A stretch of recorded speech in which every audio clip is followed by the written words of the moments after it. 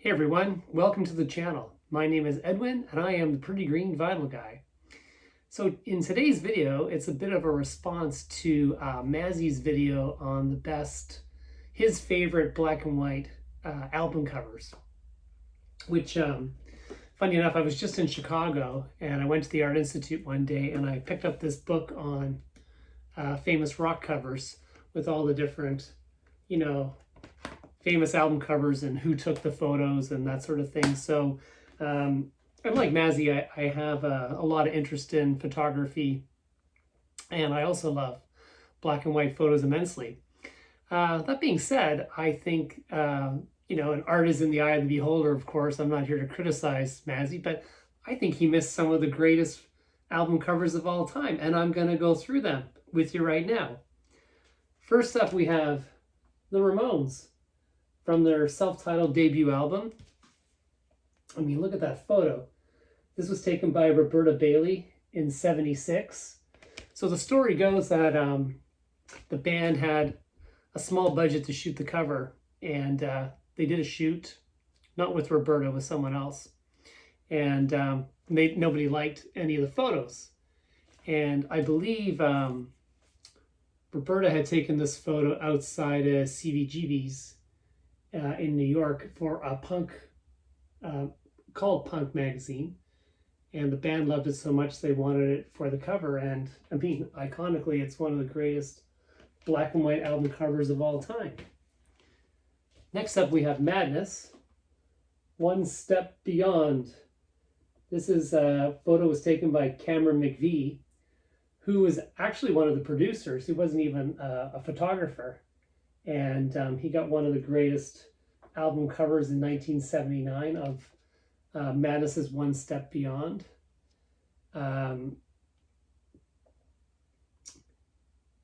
Yeah, what else can you say? This is The Jam. This is their debut album, In the City. And this was from '77. This is Martin Goddard took the photo.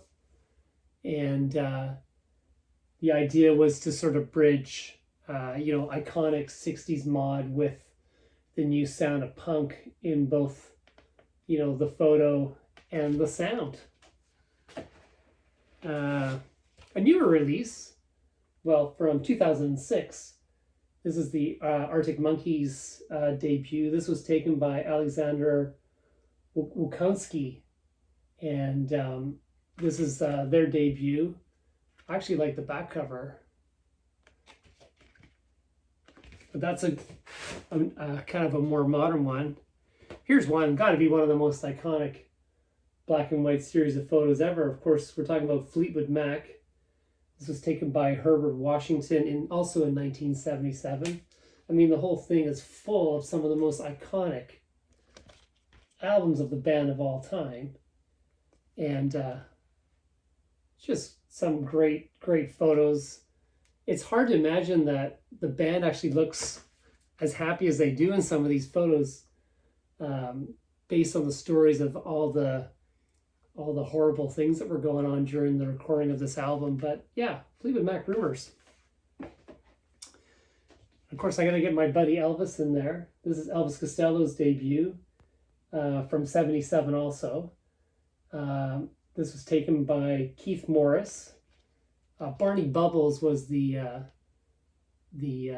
artist that did the checkerboard and the framing, but the actual photo was taken by Keith Morris.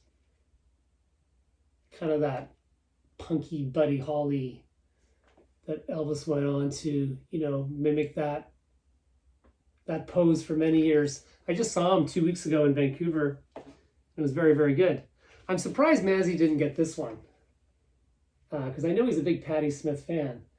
Of course, this is Patti Smith. This is Robert Mapplethorpe. This was from 1975.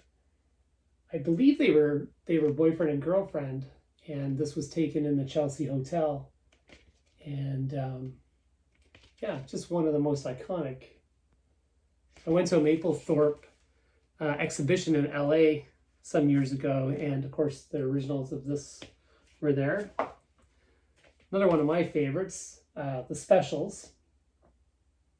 This was done by the duo of Carol Starr and Chalky Davies, 1979, from Coventry, England. Ska sort of punky, I guess. Just one of the greatest debut albums of all time. Produced by Elvis Costello. Another one I'm surprised Mazzy didn't get. Bruce Springsteen. Of course, his famous Born to Run from 1975. This is Eric Miola. Took the photos. I mean, my God, the boss and the big man. And just a great inner portrait as well. Another one of Mazzy's favorites, Tom Waits. This was Anders Pettersson. Of course, we're talking about Ring Dogs. This is from 1985. Is this the greatest album from the 80s? I don't know. Even the back cover is absolutely fantastic. It sure didn't sound like anything else in the 80s. And then this is Plant and Page, No Quarter. This was it came off of an MTV Unplugged and also turned into some recordings from some live concerts. This was from 1994, and this was Andy Earl. Andy Earl, quite a famous rock and roll photographer. In fact, I think Mazzy showed Johnny Cash Hurt. He photographed that. And oh, he did Madonna. He did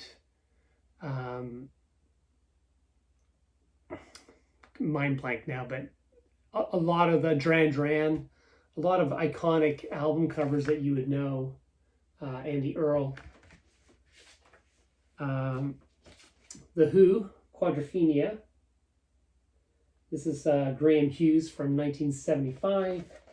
This was the, what the movie ended up being based on. So the model is not the actor from the film. This is great because it has, I don't know how I got this, but this one came with 2 black and whites. Keith Moon, and of course Townsend doing his jump with Daltrey looking on. And then, there was always the book that basically tells the movie story, with Jimmy, the mod. But you can see it's not Phil Daniels. It's just an actor, a model. And it's amazing that the Pete Townsend had the story, so clear right from the beginning. And you can see him on the train going down to Brighton. In Brighton. Bellboy. And then, of course, contemplating life. Anyway, The Who, Quadrophenia. I'm going to end with one of my favorites. This is The Joshua Tree. Mazzy had a U2. This is Antoine Corbinge. Of course, the Joshua Tree from 87. So many iconic photos from the time. Another one for best album of the 80s. In Shot in the Joshua Tree. This, remastered I got, of course, has a booklet with so many of the great shots.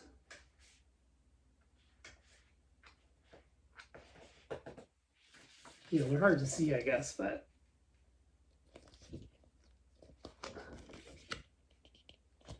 anyway, Mazzy, good job today.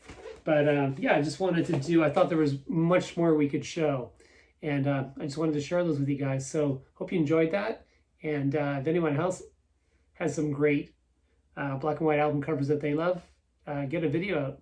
Anyway, guys, happy 4th, happy Canada Day, and peace out.